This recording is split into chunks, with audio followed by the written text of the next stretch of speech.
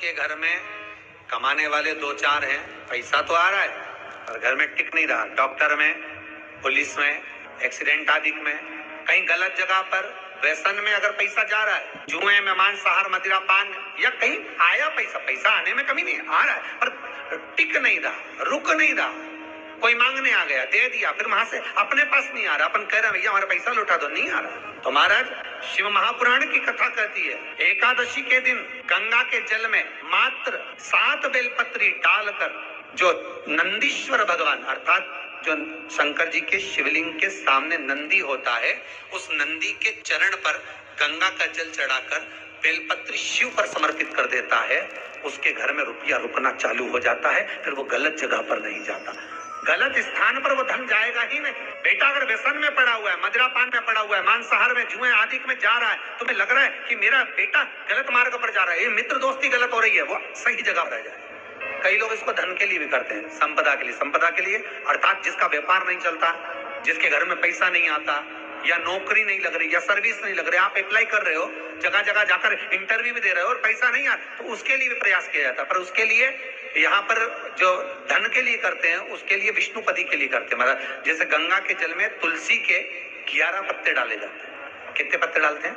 11 तुलसी के पत्ते डालते हैं, और उसको किसी भी नारायण के मंदिर में, राम कृष्ण शिव शंकर नहीं, राम कृष्ण भगवान विष्णु दत्त आदि जितने नारायण के मंदिर हैं, उस मंदिर में किसी भी पात्र में, एक छोटे से पात्र में उसको भरकर रखी जाते हैं महाराज, उससे भी जॉब, सर्विस, नौकरी में सफलता प्राप्त हो जाती है। परंतु वो भी एकादशी को ही होता है। कुछ देर तक पात्र को रखा जाता है, फिर वही पात्र का जल किसी भी वृक्ष के नीचे डाल दिया जाता है, उससे भी नौकरी के लिए फायदा मिलता है। शमी की पत्ती, शमी वृक्ष का जो महत्व पहले कहा है, शमी वृक्ष की पत्तियां अदालत में या कानूनी कोई प्रोसेस के अंतर्गत कानूनी कोई कार्रवाई हो गई है या कोई अटका है काम, तो शमी की पत्तियों को एकादशी के दिन 5 जगह पर चढ़ाया जाता है उस कार्य को निपटाने। पहला अशोक सुंदरी की जगह पर। अशोक सुंदरी की जगह कहाँ है आपको मालूम है, पहले भी बताया।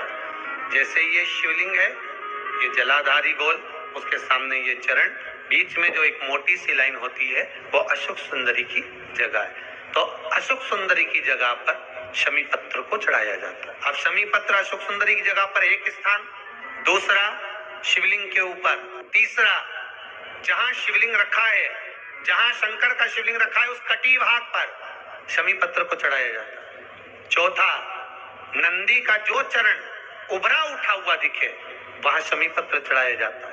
पांचवा, शंकर भगवान के मंदिर के द्वार पर शमी पत्र चढ़ाया जाता है। केवल एक ही बार चढ़ाना चाहिए, जिस कामना से चढ़ा रहे हो, जो अदालत में कार्रवाई चल रही हो, या कोई प्रशासनिक परेशानी आ गई हो, या कोई काम अटका पड़ा हुआ है, तो उसके लिए चढ़ाए। 5 स्थान है, 5 स्थान दिए। शमी पत्र को आप 5 चढ़ाएंगे, आपकी प्रशासनिक जो व्यवस्थाएं वो सुचारू हो जाएगी, वापिस कोई तकलीफ नहीं आएगी। शमी पत्र की बात। पहला अभिषेक माता पार्वती जी ने भगवान शंकर का कैलाश पर करा, और वो जल का, और शिव जी के साथ में जब शिव जी का अभिषेक कर रही थी, जो ये ब्राह्मण देवता अभिषेक कराते हैं, जल के अंदर थोड़ा सा दूध डालकर, इसका प्रमाण क्या है?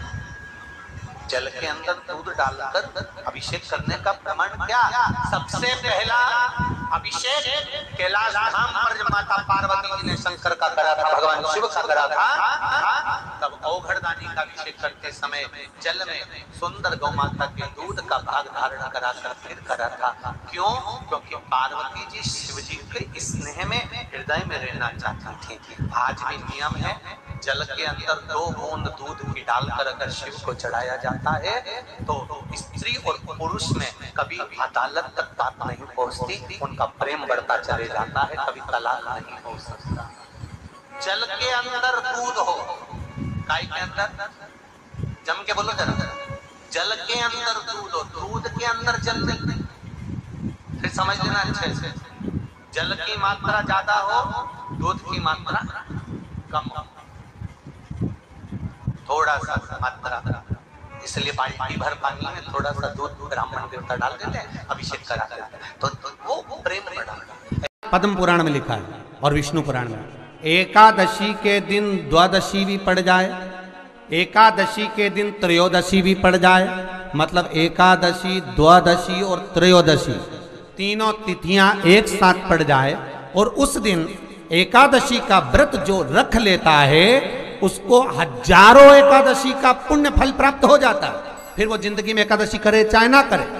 और फिर ध्यान देना, कोई मर रहा है, कोई तड़प रहा है, और आपने तो अपने जीवन में एक ही एकादशी करी और वो कौन सी त्रिविधि, और मान लो कोई मर रहा है तो आप उसमें से अपनी एकादशी में से आप 5 एकादशी दे सकते, भले आपने एक करी हो, क्योंकि आपने हजारों कर ली एक साथ।